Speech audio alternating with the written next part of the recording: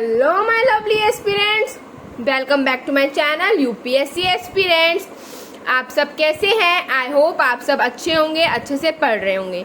So last lecture में हमने complete किया था गवर्नर जनरल्स के बारे में और आज का हमारा लेक्चर रहेगा वाइसरॉयज के बारे में। तो चलिए बिना टाइम वेस्ट करे अपने लेक्चर की तरफ बढ़ते हैं हम, है ना।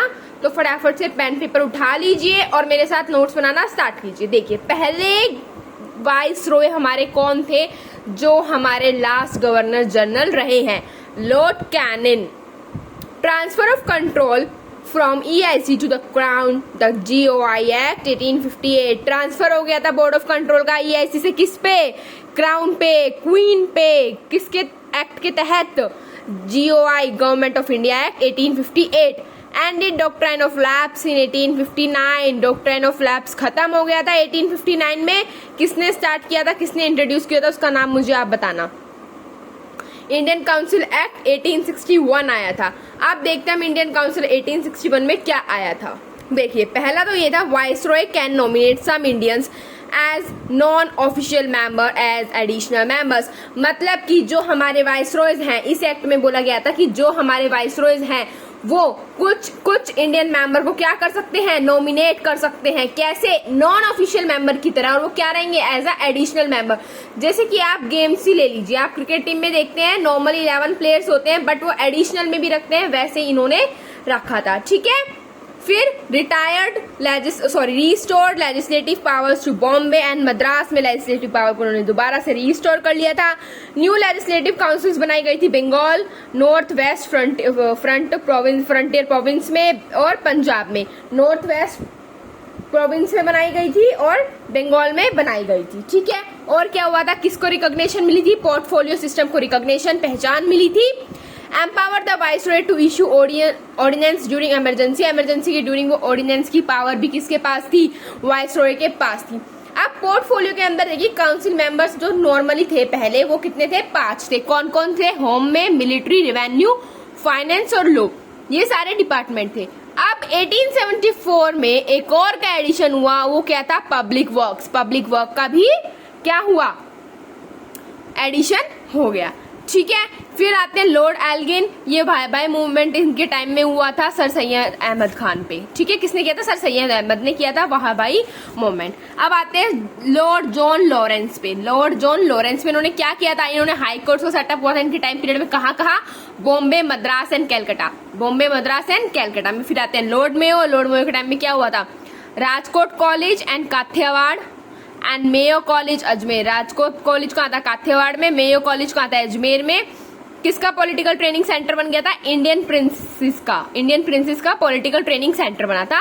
और क्या एस्टैब्लिश हुआ था? Statistical survey of India. ठीक है, SSI। और establishment of department of agriculture and commerce के भी अलग अलग डिपार्टमेंट क्या किए गए थे? बनवाए गए थे। ठीक है। फिर आते हैं हम लॉर्ड नॉर्थब्रुक में। इसमें क्या हुआ था? Visit of prince of Wales आए थे 1875 में। और कोका मूवमेंट हुआ था। ये कोका मूवमेंट इतना इंपॉर्टेंट नहीं है, बस आप इसको रीड कर लीजिएगा। ठीक है। फिर आते हैं हम लॉर्ड लिटन में। लॉर्ड लिटन में फेमाइन आया था 1876 से 78 के बीच में। रॉयल टाइटल्स एक्ट आया था 1876 में। इसमें क्या था? Queen Victoria assuming title of Kaiser i Hind और queen empress of India. Queen Victoria जो थी, उन्होंने अपने आप को ही क्या टाइटल दे दिया था? क्या एज्यूम कर लिया था? मैं क्या हूं? मैं हूं Kaiser i Hind, means queen empress of whole India. ठीक है। फिर देखिए, इसमें आता है वर्नाकुलर प्रेस एक्ट 1878 और arms act. Vernacular press act में ये था कि जितने भी ना उनके खिलाफ कोई भी न्यूज़पेपर में वो लोग छापते थे, है ना, कुछ भी न्यूज देते थे, उन सब पे बैन लगा दिया था, उस न्यूज़पेपर को ही बंद करवा दिया जाता। आर्म्स एक्ट में ये था कि आप नॉर्मली ऐसे हथियार लेके नहीं घूम सकते हो। ठीक है। इंडियंस के लिए था ये। और इन्होंने क्या, उस टाइम पे क्या हुआ था? Lower the age of civil services की जो एज है वो कम कर दी गई थी। मैक्सिमम कितनी थी? 21 से 19 with graduation as minimum qualification. Graduation minimum qualification थी। 21 से 19 कर दी गई थी एज, और ग्रेजुएशन उनकी मिनिमम क्वालिफिकेशन थी। अब इस टाइम में कुछ न्यूज़पेपर हुए थे, देखो कौन कौन से न्यूज़पेपर थे। 1821 में राजा राम मोहन राय ने पहला न्यूज़पेपर पब्लिश किया था। 1823 में आया था लाइसेंसिंग रेगुलेशन एक्ट। वो कौन लाया था? गवर्नर जनरल जोन्स एडम्स लाए थे। 1826 में क्या हुआ? फर्स्ट हिंदू न्यूज़पेपर को एस्टैब्लिश किया गया। उसका नेम था उद्दांत मार्तांड फ्रॉम कैलकाटा ऑन 30 मई। 30 मई को क्या हुआ था? पहला न्यूज़पेपर पब्लिश किया गया था। इसलिए 30 मई को हर साल हम मनाते हैं हिंदी जर्नलिज्म डे। 30 मई को क्या मनाते हैं? Hindi journalism day. 1835 में चार्ल्स मैकॉफ ने ये लाइसेंसिंग रेगुलेटिंग एक्ट को क्या कर दिया गया था? अबोलिश कर दिया गया था। आई होप आपको ये समझ में आया होगा। अब देखिए जो आर्म्स एक्ट था ना, मैं ये बता रही थी, made illegal to carry arms ammunition, it is exempted Europeans. Europeans को छोड़ के कोई भी ऐसे जो हथियार लेके जाएगा उसको इलीगल कर दिया गया था। ठीक है, अब आते हैं हम अगले नेक्स्ट वाइसरॉय पे, लॉर्ड रिपन। इनके टाइम में क्या होता, रिपील की गई थी वर्नाकुलर प्रेस एक्ट की और पहला फैक्ट्री एक्ट आया था। फर्स्ट फैक्ट्री एक्ट 1881 में आया था। किस लिए आया था? ये आया था लेबर कंडीशंस को इम्प्रूव करने के लिए। और इसके अंदर क्या कंडीशन थी?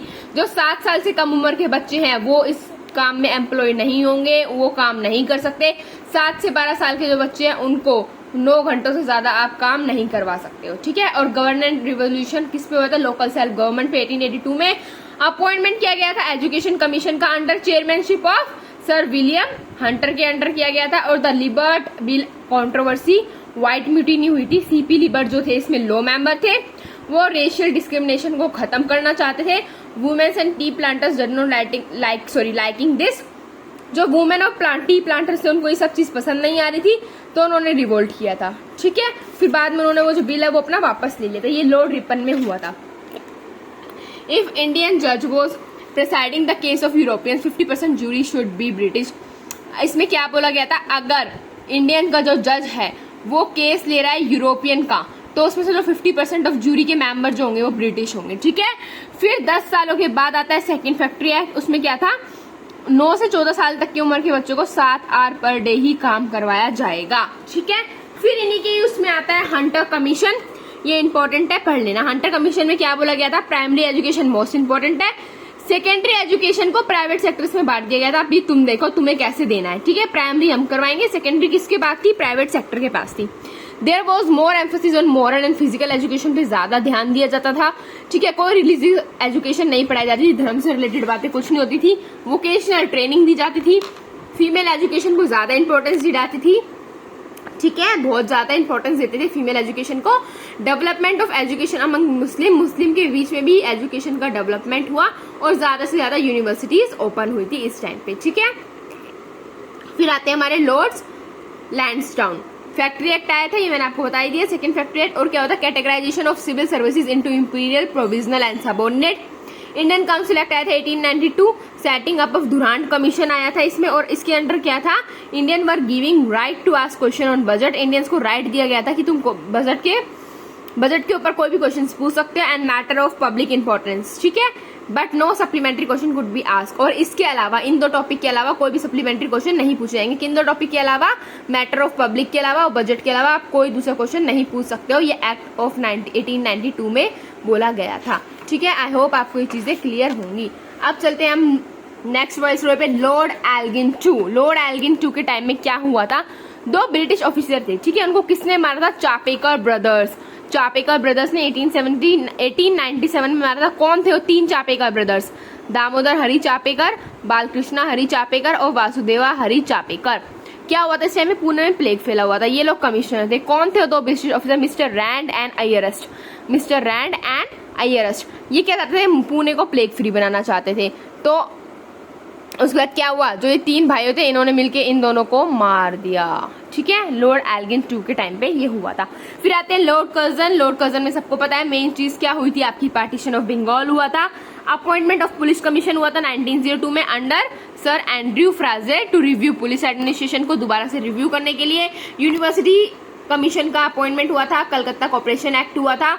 ठीक है, एंशिएंट मॉन्यूमेंट प्रिजर्वेशन एक्ट हुआ था 1904। बंगाल पार्टीशन सबको पता है 1905 इंपॉर्टेंट है। इसमें से सबसे ज्यादा ये कर्जन किड्जर कंट्रोवर्सी हुई थी। और क्या हुआ था? Younghusband mission to Tibet 1904 हुआ था। ये सारी चीज इंपॉर्टेंट है। जो कर्जन किड्जर कंट्रोवर्सी ये एक बार आप पढ़ लीजिएगा। ठीक है, सबसे ज्यादा इसके अंदर लॉर्ड कर्जन के अंदर इंपॉर्टेंट पार्टीशन ऑफ बंगाल आता है। फिर आता है हमारा lord Minto two. Lord Minto two में स्वदेशी मूवमेंट हुआ था। सूरत स्प्लिट का मुझे ईयर बताना आप लोग। ठीक है, और मुस्लिम लीग का एस्टैब्लिशमेंट हुआ था, आगा खान ने किया था। मोरले मिंटो रिफॉर्म्स आए थे। मोरले मिंटो रिफॉर्म्स हम नेक्स्ट वाली वीडियोस में पढ़ेंगे। फिर आते हैं हमारे lord Hardinge two. Lord Hardinge two में क्या हुआ था, coronation of durbar of king George V held in Delhi.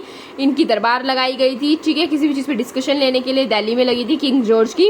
Capital को ट्रांसफर करते थे कलकत्ता से दिल्ली में, और एस्टैब्लिशमेंट किस चीज़ का हुआ था, हिंदू महासभा 1950 में हुआ था। किसने किया था, मदन मोहन मालवीय ने किया था। और इस टाइम पे गांधी जी रिटर्न आ गए थे साउथ अफ्रीका से 1950 में। 1916 तक रहे हैं, तो 1950 में गांधी जी रिटर्न आ गए थे साउथ अफ्रीका से। ये जो मैंने आपको पढ़ाया, सॉरी फॉर माय वॉइस, ये ना सारे वाइसरॉय जो थोड़े इंपॉर्टेंट है, जिनसे क्वेश्चंस बन सकते हैं, वो मैंने आपको सारे वाइसरॉय पढ़ाए हैं।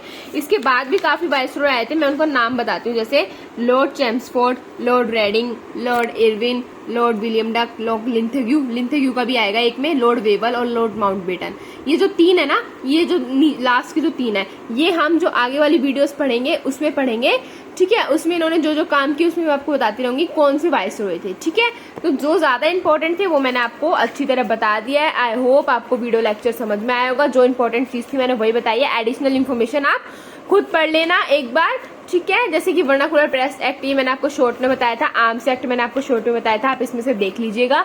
नोट्स मैंने आपको ये दिखाई दी है आपको अच्छी तरह। और अगर आपको पीडीएफ चाहिए तो मुझे आप वो ही बता देना, और कोई डाउट हो तो मुझसे पूछ लेना। अब नेक्स्ट लेक्चर हमारा किस चीज का होगा, आज हमने अपने वाइसरॉयज कंप्लीट कर लिए हैं ना, है ना। तो अब हम नेक्स्ट लेक्चर में पढ़ेंगे मोरले-मोंटे रिफॉर्म्स, ठीक है। मोरले-मोंटे रिफॉर्म से हम स्टार्ट करेंगे। सो गाइज आज के लिए इतना ही। Bye bye, take care, have a nice day. अच्छे से पढ़ते रहिए।